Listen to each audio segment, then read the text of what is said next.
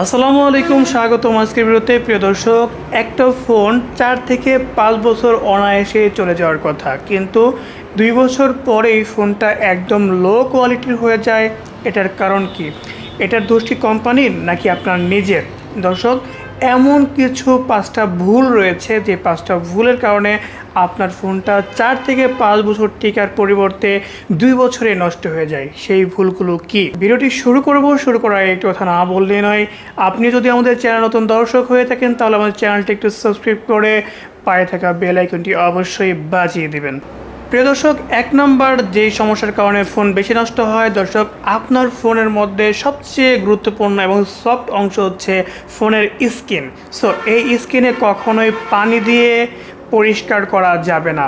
দর্শক, স্ক্রিনের নিচে কিন্তু অনেক প্রয়োজনীয় অংশ থাকে যেগুলোর মধ্যে কোনো সময় পানি চলে যায়, তাহলে কিন্তু আপনার ফোনটা অনায়াসে